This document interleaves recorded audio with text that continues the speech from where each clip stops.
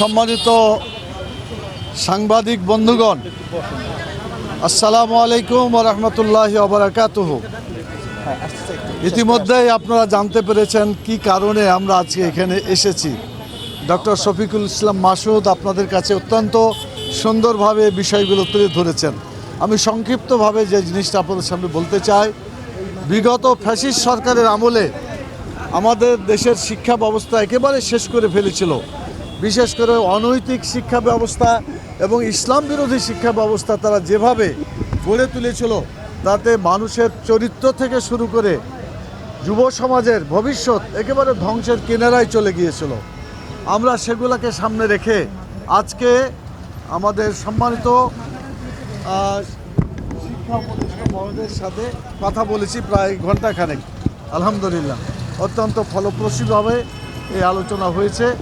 আমরা ধন্যবাদ জানাই আমাদের শিক্ষা উপদেষ্টা মহোদয় সহ যারা সেখানে ছিলেন সবাইকে।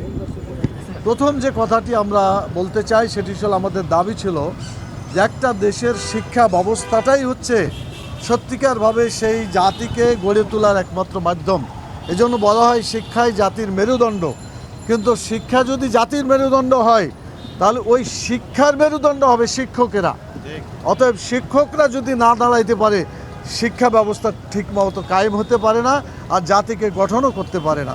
সেজন্য আমাদের প্রথম দাবি ছিল, এবং আমরা বলেছি, এটা শুধু আমাদের দাবি না, দল মত জাতি ধর্ম বর্ণ সকলেরই একই দাবি, যে বাংলাদেশের সকল শিক্ষা প্রতিষ্ঠান, সকল শিক্ষার সাথে জড়িত যারা, তাদের চাকরিকে যেমন জাতীয়করণ করতে হবে, প্রতিষ্ঠানগুলোকেও সেভাবে জাতীয়করণ করে আমাদের দেশের শিক্ষা ব্যবস্থাকে সুন্দরভাবে গড়ে তুলতে হবে।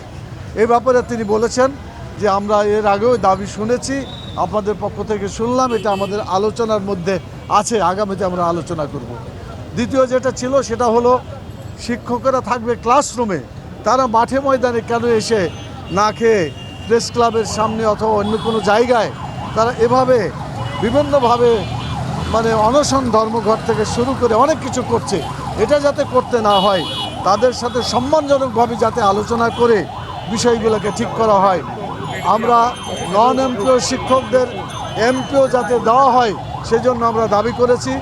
বিশেষ করে বিগত 17 বছরে যাদেরকে অধিকার থেকে বঞ্চিত করা হয়েছে দলীয় কারণে, অথবা তাদের দলের সদস্য নয় সেজন্য যাদেরকে বঞ্চিত করা রাখা হয়েছে, সেজন্য আমরা বলছি যে সকল অধিকার বঞ্চিত নন এমপিও শিক্ষকদের এমপিও ভুক্ত করার জন্য দ্রুত ব্যবস্থা নেওয়ার জন্য তারা এটাকে দেখবেন। এবং অবসর ভাতা বিভিন্ন কারণে যে সমস্ত শিক্ষক অবসরে গিয়েছেন, সাথে সাথে পাওয়া উচিত ছিল। আশা করে পরিবার ছেলেমেয়েরা আশা করে অবসরে গেলেই যাতে টাকাটা পেয়ে যায়। প্রায় 50,000 এরকম শিক্ষক আছেন যারা অবসরে গিয়েছেন, এবং স্বতন্ত্র ইবতেদায়ী মাদ্রাসা, সেখানেও যাতে তাদেরকে একই মানে এমপিওভুক্ত করতে পারে এবং তাদের অধিকারগুলো পূরণ করতে পারে, সেজন্য আমরা দাবি করেছি। এবং তারা যে আশ্বস্ত করেছেন যে ইনশাআল্লাহ এগুলো দেখা হবে এবং সত্যিকারভাবে যাতে এমপিওভুক্ত করা যায় সেটা আমরা চেষ্টা করে দেখব। আর সিলেবাসের ব্যাপারে একটা আমরা কথা বলেছি। সিলেবাস যদি ভালো হয়, কারিকুলাম যদি ভালো হয়, তাহলে সেটাই হবে সত্যিকারভাবে একটা জাতির জন্য প্রকৃত মাইল ফলক।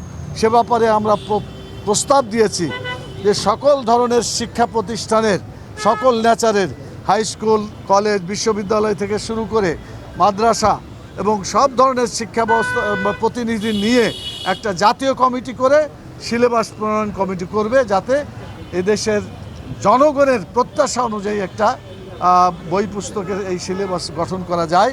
আমরা এই কথাগুলো বলেছি, তারা মন দিয়ে শুনেছেন এবং আগামীতে দেখবেন বলেছেন।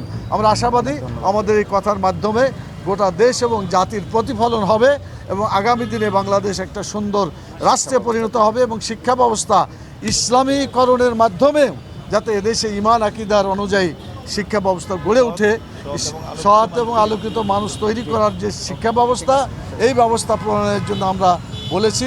ওনারা দেখবেন বলে কথা দিয়েছেন। আমরা আশাবাদী ইনশাআল্লাহ এগুলোর ব্যাপারে সুবিবেচনা করা হবে। আপনাদের সবাইকে অসংখ্য ধন্যবাদ, শুকরিয়া। আসসালামু আলাইকুম।